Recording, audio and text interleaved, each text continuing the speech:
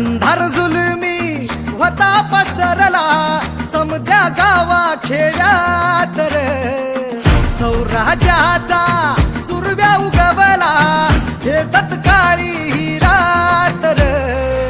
वाऱ्याच्या येगानी खोड्यावर बैसूनी खंडोबाच्या रूपानी आला माझा देवर, सुरव्याच्या तेजानी निधड्या छातीनी दुश्मन गाडूनी आला माझा वाघर.